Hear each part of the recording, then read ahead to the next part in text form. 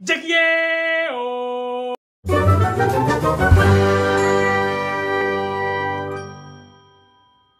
Yo, what's up para penikmat dupa Nusantara. Bertemu lagi kita di Dupapedia. Hidupkan dupa, nyalakan bahagia. Petau. Hehehe. Banyak yang penasaran nih setelah saya mengunggah ya di Dupapedia channel itu tentang cara bikin dupa harum. Apalagi pakai dalam kurung part 1. Jadi kita lanjutin aja. Jadi ngobrolnya agak-agak biar alami gitu ya. Saya kocok cak kayak kalau orang Bali bilang ya, saya loncat-loncat aja. Ya. Jadi biar nggak apa ya, istilahnya biar nggak terlalu formal gitu. Ini kan kita biar agak santai lah. Jadi kalau kita coba flashback lagi di part pertama, itu saya menyampaikan tentang 3 level cara kita membuat dupa di bisnis dupa ya. Jadi yang di level pertama itu ya lebih level basic, kemudian ada level intermediate, kemudian yang ketiga adalah level advance. Nah, di level basic itu teman-teman masih menggunakan yang namanya metanol, terus kemudian ada sandanol, atau apa lagi fixatif, ada DEP, ada macam-macam lah seperti yang ada kaitan dengan solvent ya untuk melarutkan, untuk mencampur, untuk dia campuran dari aroma parfum itu lebih banyak ya. Biasanya itu dia digunakan adalah parfum-parfum sintetis. Nah, kemudian di level intermediate itu sudah mulai naik level. Naik levelnya apa? Ini dia sudah mulai menggunakan bahan-bahan yang dibuat sendiri. Nah, kembali lagi tadi di basic itu sebenarnya bahan-bahan dasar dupo yang dipakai untuk celupan, untuk nanti akan disemprot, bisa dioles. Ada banyak metode untuk mengharumkannya. Itu menggunakan dupa setengah jadi, dupa yang sudah dibuat oleh teman-teman produsen dupa mentah. Itu istilahnya dupa mentah.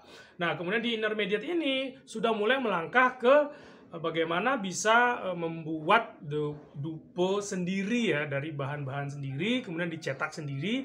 Nah, kemudian ikuti lagi proses mengharumkannya, bisa dengan pengharuman konvensional yang di level basic, atau sebenarnya di intermediate ini ada banyak variasi yang bisa digunakan, yaitu pada saat ketika kita mulai mencetak dupa itu, sebelum dicetak, serbuk kayunya itu dicampurkan dengan aroma, dicampurkan dengan campuran aroma. Nah, campuran aroma ini bukan sembarangan. Jadi ada teknik tertentu yang bisa kita gunakan sehingga ketika itu kita campur, dia akan langsung keluar gitu aromanya. Dan itu akan sebenarnya dengan metode itu bisa mempersingkat waktu, mempersingkat proses kita dalam memproduksi dupa harum. Nah, campuran aroma yang kita gunakan sebelum kita mencetak dupa harum di level intermediate ini bukan campuran aroma yang sembarangan. Jadi ada teknik-teknik tertentu yang kita gunakan agar aromanya memang benar-benar bisa meresap di serbuk dupa sebelum kita mencetaknya. Nah, saat kita mencetak pun nanti juga akan ada proses-proses pengeringannya lebih lanjut agar dia tidak membuang aroma ya. Membuang aroma, ya kan kita akan mengeringkannya. Nah, itu ada teknik tertentunya. Jadi ada banyak teknik-teknik yang harus kita pelajari ketika kita sudah mulai melangkah ke level intermediate. Teman-teman yang sudah berada di level intermediate dalam mengharumkan dupa, itu sebenarnya mereka sudah tahu bagaimana cara mengefektifkan proses-proses pembuatan dupa harum. Nah, salah satunya saya sampaikan tadi. Jadi sebelum kita mencetak dupa harum itu, sebelum kita cetak dupanya di mesin, serbuknya itu sudah kita campurkan. Dalam pengadukan itu sudah kita campurkan dengan aroma dengan teknik khusus. Nah, itu saya sampaikan tadi, dengan teknik khusus agar apa? Agar kenapa sih kita harus menggunakan teknik khusus? Agar kita tidak sebenarnya membuang aroma. Hati-hati di situ, karena kalau kita tidak paham caranya, kita justru seperti membuang air hasil ke laut. Jadi itu sebenarnya wasting time, wasting material. Nah, jadi untuk kita bisa lebih efektif, kita sebelumnya harus paham apa-apa saja yang perlu kita campurkan. Itu di intermediate. Nah, untuk yang di level advance itu sebenarnya teman-teman yang sudah berada di level advance adalah teman-teman yang sudah bisa membuat aroma. Dia sudah mengambilnya, mengekstraknya dari bahan-bahan nabati. Ya, sudah tidak menggunakan yang hal-hal yang berbau sintetis lagi. Nah, itu memang perlu cara. Jadi kita memang perlu melalui tahapan-tahapan ini. Nah, tujuannya kami mengklasifikasikan level-level pembuatan dupa Harumys sebenarnya adalah untuk kita tahu tahapan-tahapan anak-anak tangga mana yang harus kita mulai gitu loh, ketika kita ingin mengembangkan, kita ingin mendekati ke kesempurnaan dari bagaimana cara membuat dupa yang lebih efektif, lebih bisa kita paparkan value yang tepat kepada konsumen yang akan menggunakan dupa.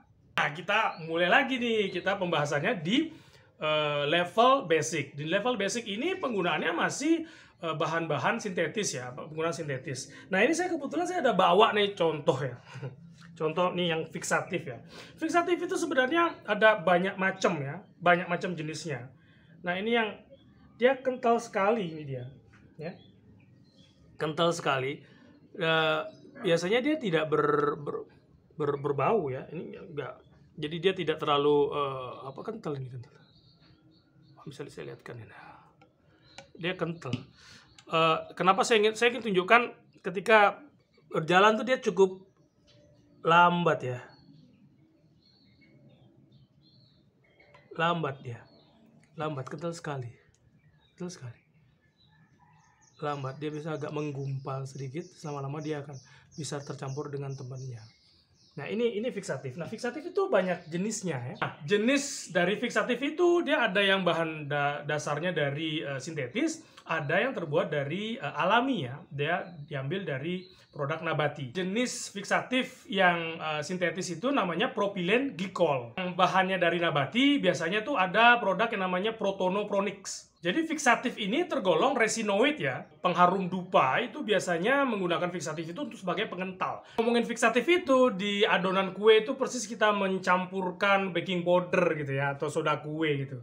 Nah, jadi fiksatif itu sebenarnya komposisinya sedikit di campuran, jadi dia hanya sebagai pengental. Nah, dari fungsinya si fiksatif ini yang bisa mengikat aroma ini, kemudian itu akan kita aplikasikan ke dupa, dupa setengah jadi, atau yang namanya istilahnya dupa mentah. Selain yang namanya fiksatif, itu ada namanya DEP biasanya orang gunakan.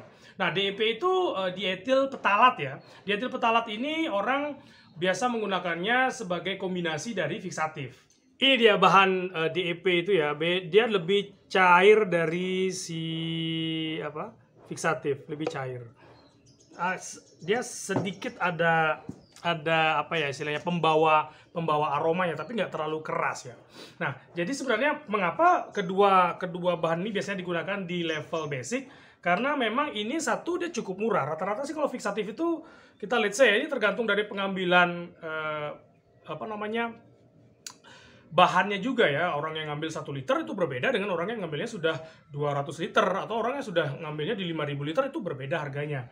Nah, jadi itu kita let's say kita ngomong rata-rata aja sekitar 20.000 sampai 30 ribuan something per liter ya biasanya. Nah, kalau DEP ini biasanya dijualnya kilo ya guys ya, dia bukan liter. Tapi ada juga orang yang jualnya liter. Nah, untuk beberapa teman-teman penjual bahan-bahan kimia yang ada di Bali itu suka agak dipleset-plesetin gitu kan. Ada satu toko atau yang saya pernah jalan-jalan tuh, dia ngomongnya ini namanya Galaxo ya, si DEP ini dibilangnya Galaxo. Padahal itu tetap aja si DEP istilahnya dietil petalat. Koreksi saya ya teman-teman yang udah pada paham mungkin di luar sana, bisa koreksi saya kalau misalnya saya salah. Saya welcome loh untuk belajar. Terus ada lagi nih orang menggunakan yang namanya sandenol. Sandenol tuh lain lagi tuh istilahnya, jadi dia senyawanya beda lagi itu sebenarnya barangnya. Dia biasanya digunakan, ada istilahnya karena itu penguat. Padahal itu sebenarnya enggak.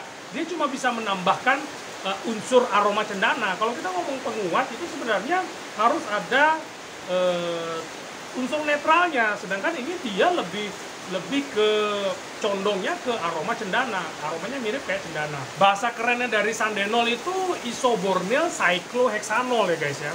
Di pasaran orang mengenalnya sandenol. Nah, sandenol ini dia agak mirip dia dengan aroma cendana. Bawaannya tuh jadi mirip kayak aroma cendana. Nah, memang berdasarkan teknologi sekarang orang sudah bisa membuat aroma-aroma sintetis.